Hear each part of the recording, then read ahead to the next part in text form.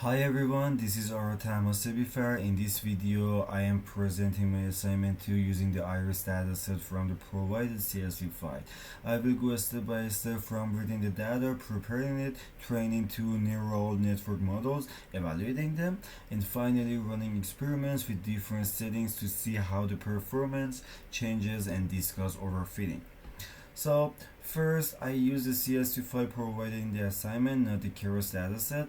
I uploaded assignment to Iris CSV into Google Colab and set the path in a variable called file name.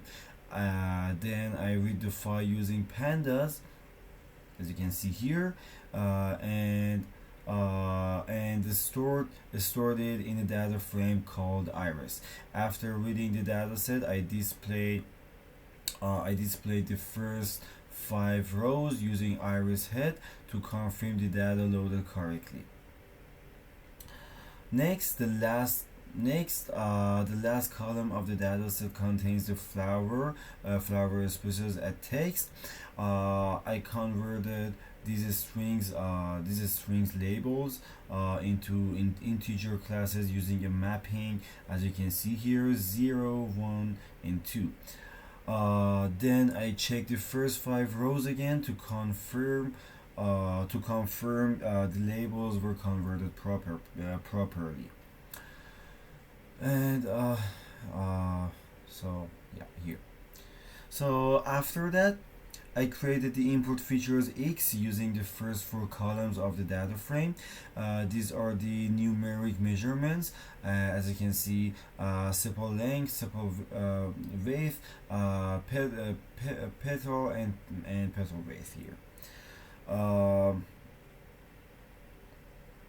Then I created the target label Y using the last column, which now contains values like 0, 1, or 2.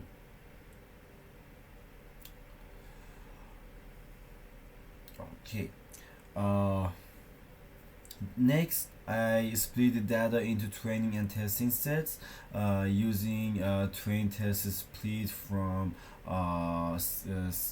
scikit learn.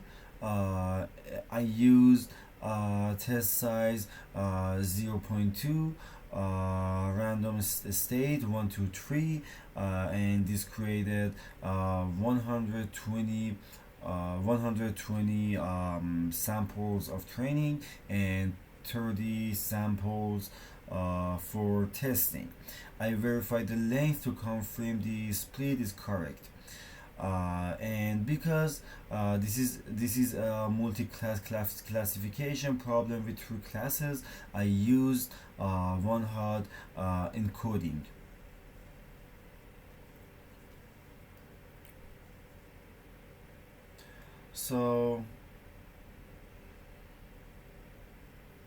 So I converted Y train and Y test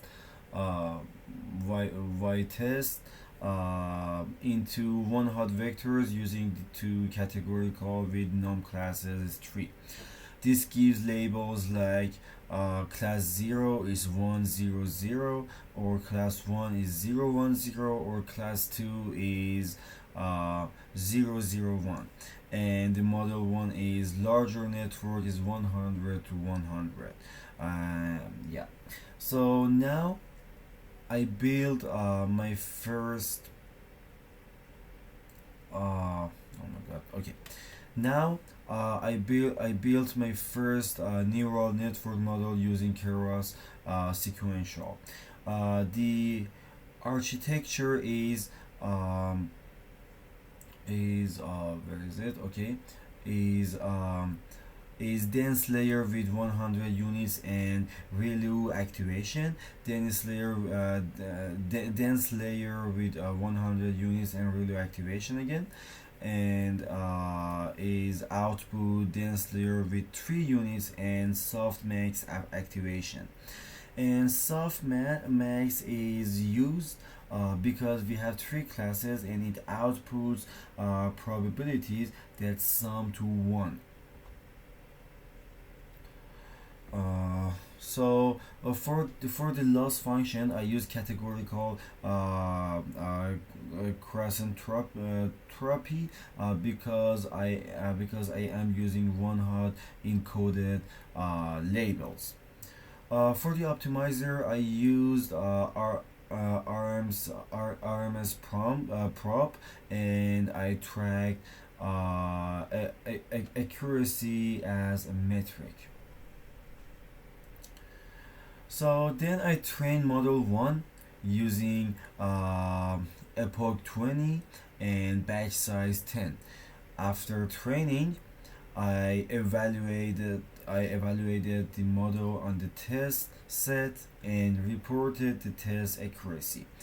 At this point, I show the test accuracy value on the screen. And as you can see, like model 2 smaller network, 10 10 10. And next, I build the second model with fewer hidden units to compare performance. The architecture is dense layer with 10 units ReLU, again dense layer with 10 units ReLU, and output layer with 3 units softmax. I use the same loss function and optimizer, like categorical cross entropy and RMS prop. Then I trained model 2 with epochs, 4 epochs and 10 batch size. Finally, I evaluated model 2 on the test set and reported the accuracy. Now I compare the accuracy of model 1 and model 2.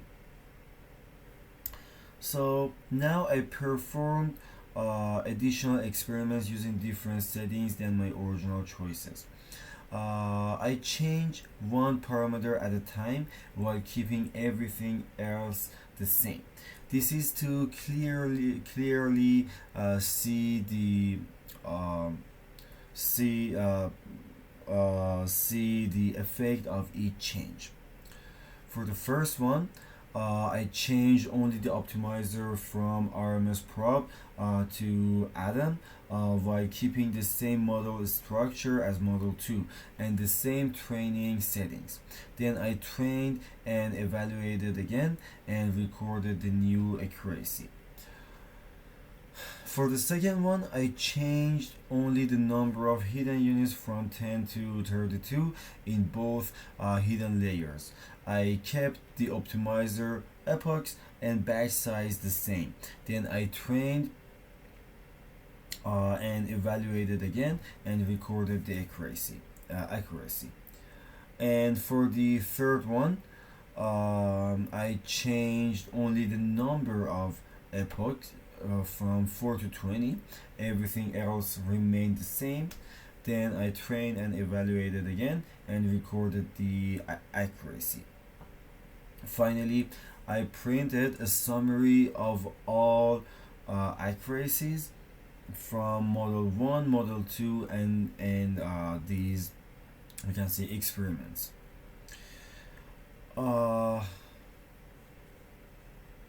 So for the discussion questions, for how do layers and hidden units affect accuracy? So in general, increasing the number of layers or hidden units increases the model's capacity to learn more complex patterns. This can improve accuracy, especially when the relationship between inputs and outputs is not simple. However, if the model becomes too complex compared to the amount of data, it may start memorizing the training data instead of learning general patterns. So, do we always suffer from overfitting? No, overfitting does not always happen. Overfitting depends on factors like model complexity, amount of training data, number of epochs, and noise in the dataset. In small data sets like Iris, using a very large model and training too long can increase the chance of overfitting. So, how can we detect overfitting? We can detect overfitting by comparing training performance to validation or test performance. Like common signs are training accuracy keeps increasing, but validation or test accuracy stops improving or decreases, and training loss decreases, but validation loss starts increasing. So, how can we reduce overfitting? Some common methods are reducing model complexity, like fewer layers or fewer units, training for fewer epochs, or using early stopping, and using regularization such as dropout or L2, and collecting more data. So that concludes my assignment 2. I loaded the dataset from the provided CSV, prepared the data, trained two models, compared the results, and ran those experiments for the number 10 by changing one setting at a time. I also discussed the impact of model complexity and over fitting. So thank you so much for watching.